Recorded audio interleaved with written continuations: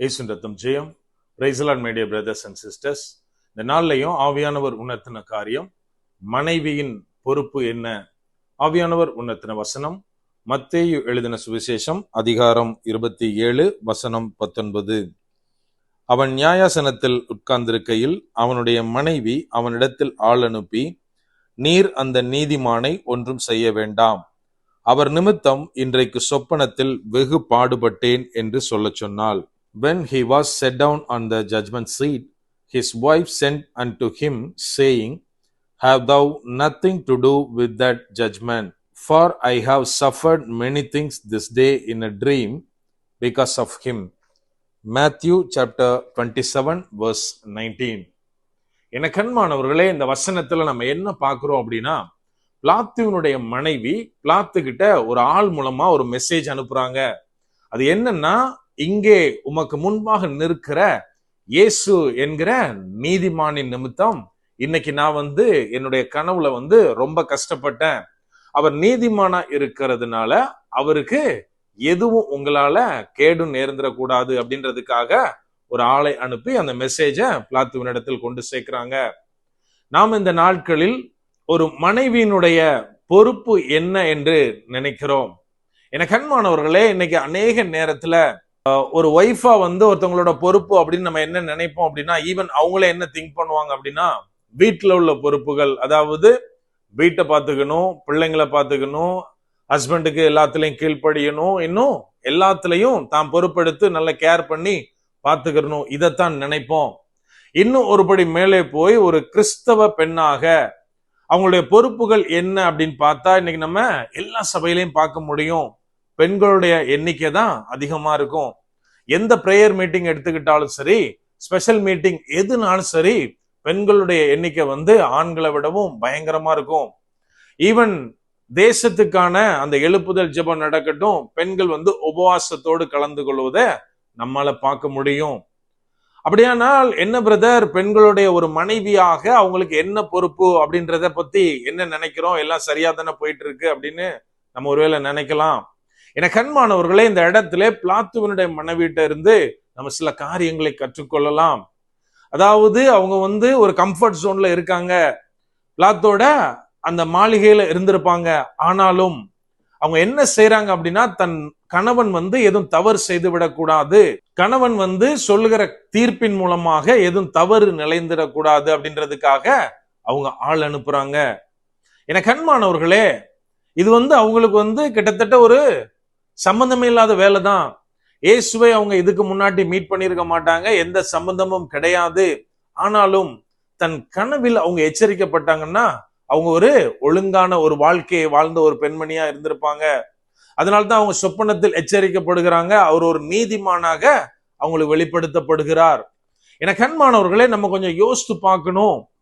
இன்னைக்கு பெண்கள் பல இடங்களில் பல பொறுப்புகளை எடுத்துக்கொள்ளுகிறார்கள். ஈவன் வீட்டுல கூட, அதாவது ஹஸ்பண்ட் ஏதாவது ஒரு தவறு செய்தால் அதை சுட்டி காட்டுவாங்க.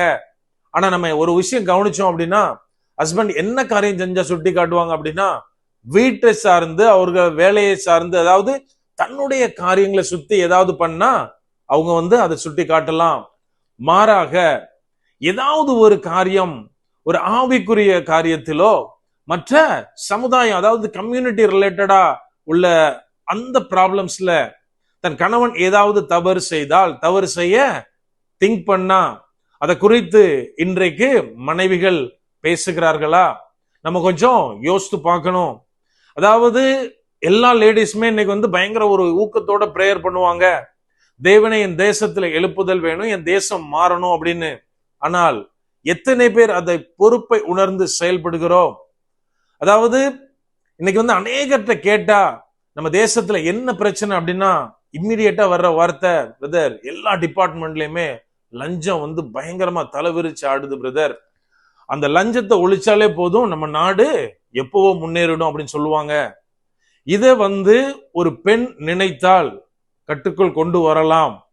எப்படின்னா, வேதம் நமக்கு கற்றுத் தருகிறது, புத்தியுள்ள ஸ்திரீ தன் வீட்டை கட்டுகிறாள் அப்படின்னு. நம்ம கொஞ்சம் யோசித்து பார்த்தா, இன்னைக்கு அநியாயமாய், அதாவது தன் வருமானத்திற்கு மேலாக லஞ்சமாய் சம்பாதிக்கிற எந்த பணத்தையும் ரோட்ல போட்டு போறது கிடையாது, வீட்டுக்கு தான் கொண்டு போறாங்க. வீட்டுல இருக்கிற பெண் அந்த லஞ்சம் வாங்குபவருடைய மனைவி, அதாவது வருமானத்திற்கு மேல எனக்கு ஒரு ரூபா கூட வேண்டாம் அப்படின்னு சொல்ல ஆரம்பிச்சா நம்ம நாடு எப்பவும் மாறிடும். இத ஆஸ் அ ஒய்ஃபா இந்த பொறுப்பை நாம் கையில எடுக்கிறோமா? இதே போல அநேக காரியங்கள். அதனால்தான் வேதம் தெளிவாக கற்றுத்தருகிறது, ஒரு ஸ்திரீ புத்தியோட இருந்தா அவ தன் வீட்டை கட்டுகிறாள். தன் வீட்டை கட்டுறது மாத்திரமல்ல, அந்த சமுதாயத்தையும் சேர்ந்து கட்டுகிறவளா இருப்பாள். எனக்கு அன்பான சகோதரிகளே, நம்ம கொஞ்சம் யோசித்து பார்க்கணும். இன்னைக்கு அநேக மாற்றங்களுக்கு காரணமாய் தேவன் நம்மை வைத்திருக்கிறார் அப்படின்னா நம்ம முதல்ல நம்மளுடைய பொறுப்புகளை சரியா கையாளணும். என் பொசிஷன்ல நான் கரெக்டா மூவ் பண்ண ஆரம்பிக்கும் போதுதான் தேவன் அநேக மாற்றங்களை கொண்டு வருவார். அப்படியே கண்களை மூடுவோமா? அன்பான ஆண்டவரே, இந்த நேரத்திலே அப்பா உம்மை நோக்கி பார்க்கிறோம். ஆவியானவர், நீர் எங்களோட இருக்கிறீர், அதற்காக நன்றி செலுத்துகிறோம். அப்பா, நீர் வேதத்துல எங்களுக்கு பல மாதிரிகளை நீர் காண்பிக்கிறீர் தகப்பனே. புத்தியுள்ள ஸ்திரீகள் எப்படி தங்களுடைய வீட்டையும் நாட்டையும் கட்டி காத்தார்கள் என்று ஆவியானவரே நீர் அநேக இடத்துல எங்களுக்கு எக்ஸாம்பிள்ஸ் தருகிறீர் தகப்பனே.